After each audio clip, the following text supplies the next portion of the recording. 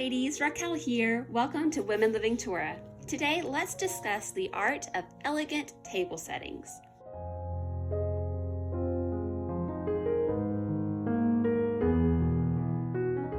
We bought a fixer-upper, and the kitchen and dining areas are as yet untouched. It's livable, but ugly. I often feel like I can't invite people to share dinner in the appointed times because it's not a beautiful space. Perhaps you feel similarly about your home or about something in your home. It's not your ideal, it's not beautiful, it's worn out or outdated. I'm looking at my couches now. But I have determined to make the most of my circumstances, to act on and cultivate contentment in my home, and to not allow my surroundings to prevent me from reaching out to others or to dampen the celebration of Yahweh's holy days.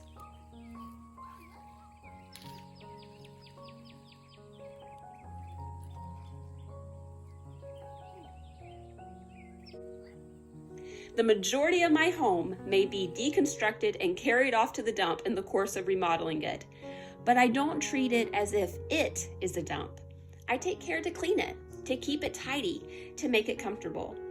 And though my home is not winning any home interior awards, when I set an elegant table, it's almost as if the environment has been completely transformed. The cracks are still in the walls, the glaring yellow still sits in the background, the old aluminum windows still need replaced and trimmed, but all that is diminished in the glory of an elegant table. I love to set the table in a festive and elegant manner for the weekly Shabbats and the yearly holy days.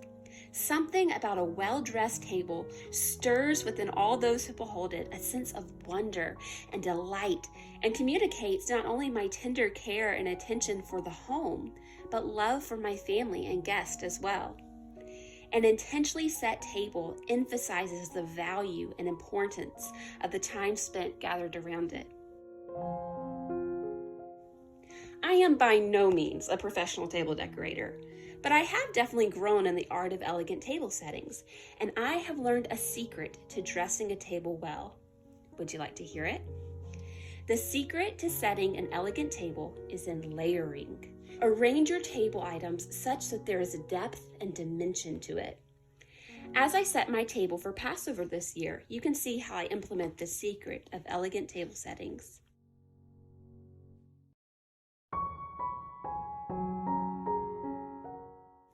I always begin with my linens. First, I add my tablecloth, and then I layer it with a complementary table runner. I like to make one patterned and the other solid. I find it adds more visual depth and interest to the table. Placemats are another layering option. Before discovering the secret of layering, I only used a tablecloth when setting my table, which still brings a level of style and refinement with it. But you can see that adding the second layer of linens really does elevate the elegance of the table.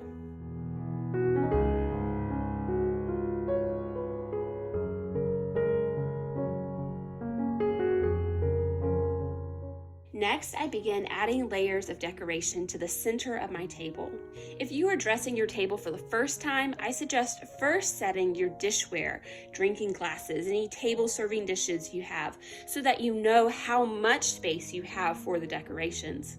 I have set this table many times, and so I know I can comfortably use the width of the table runner for my decorations. Most often, I use candles and flowers to decorate my table, but a variety of centerpieces and decorations can be used. Use what's beautiful to you. I personally love a candlelight dinner to provide a sense of intimacy and warmth. And I'm going to again apply the secret of layering by pairing tall and thin taper candles with shorter and wider pillar candles. Here's a little tip with taper candles. If they're wanting to tilt and not stand up straight in your holder, wrap the bottom with a little aluminum foil. This trick works great, and I ended up using it for these taper candles. You would never know.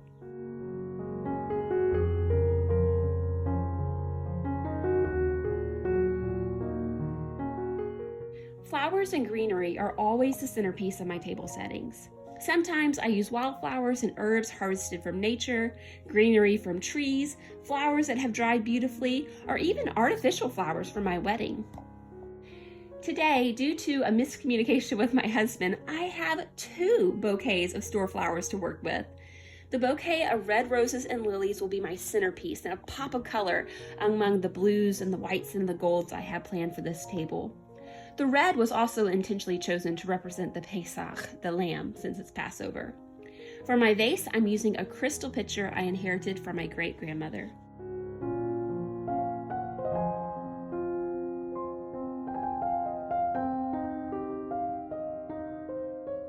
The second bouquet was quite colorful, and I chose out the colorful pieces to go in my bathroom, but for the table, I chose out only the white flowers and greenery to complement my color scheme.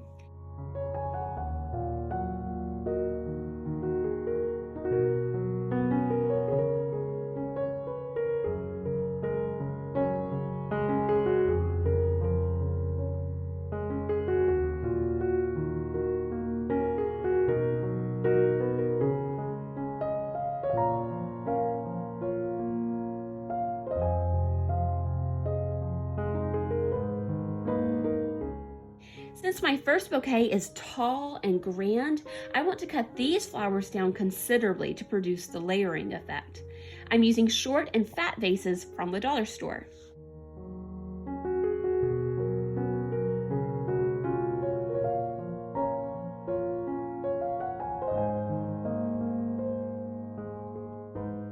Then it's figuring out how I want to arrange my decorations exactly. You can see I shift candles and flowers around a few times, eyeing it this way and that way to see which way I like it best. For a really simple, elegant table, I may layer my table linens and place a flower centerpiece, and that's it. But if I want to be a little more grand, as I do this Passover, I like to decorate in clusters, which is another form of layering. Instead of arranging in a line where each decoration stands alone, I like to create groups of at least 3. Each item has a different height, a different width, some element of interest to it that's different from the item next to it, so you can see how the secret of layering really comes in here.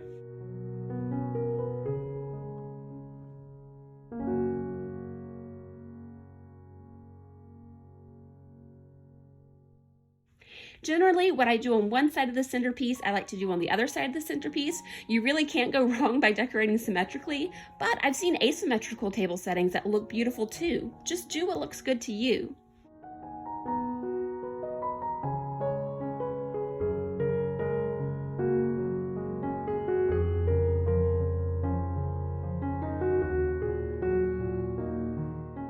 Once my table is decorated, I then add my tableware. Because we are remodeling the house and I don't want to risk breaking my great-grandmother's china plates with the constant shifting and construction going on, I'm using white plastic plates from the dollar store. Honestly, they look fantastic, and they're a step up from paper plates. I don't really like using paper and plastic though, so I am considering investing in a set of white Corelle dishware, which is non-toxic and is supposed to be really strong and crack and chip resistant, which is what we need right now in this season of life. But it's just so expensive and not in my budget at the moment. I've had my eyes open at the thrift store hoping to come across some, but not yet.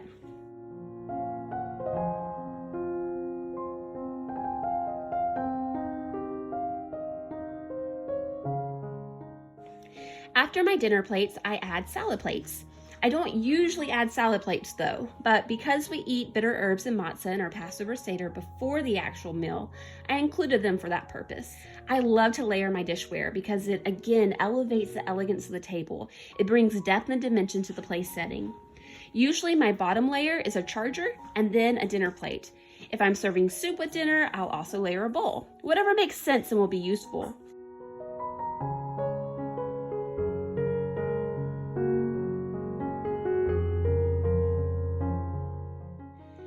I'm adding my drinking glasses and silverware and napkins.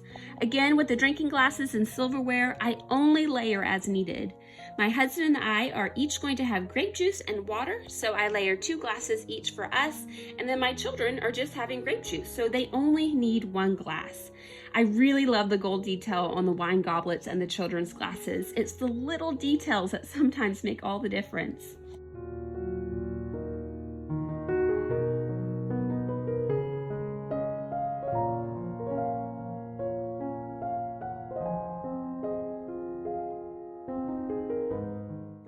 And my final layer for the place setting is a napkin. You can absolutely use paper napkins. I do sometimes, but I do love cloth napkins. Whichever one I'm using, I like to use a napkin ring that's decorative or fold it and arrange it in a special kind of way. If we need a napkin, we might as well make it look beautiful.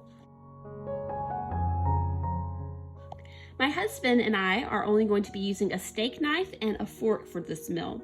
The children are only using a fork, so that's the only silverware I set out.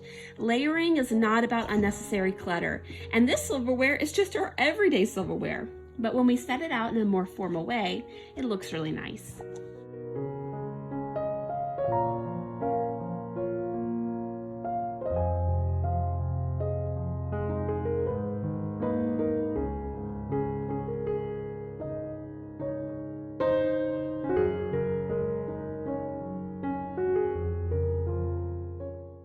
The final element of our Passover table is our Seder plate.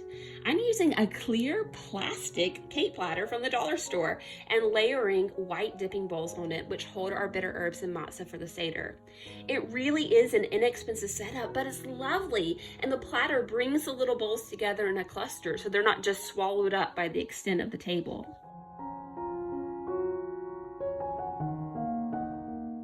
Above all, when setting and decorating an elegant table, always view your table setting through what is beautiful in your own eyes, not by what is currently on trend or what you can find cheaply and just make do with, or even by the rules of formal table settings. Use the things you love, use the things you have, and arrange it the way you like it. And I think my Passover table is set beautifully. We're not a family sitting in a kitchen that needs rehabbed. We're a family gathered at an elegant table, preparing to have a delightful time together. This is our home. Will I sulk in its imperfections and try to prevent others from seeing them? Or will I make beauty and create a space that captures the attention of the eye and delights the heart? By setting an elegant table, I am choosing the latter. I am choosing contentment in my home, and I am choosing to be the keeper of it.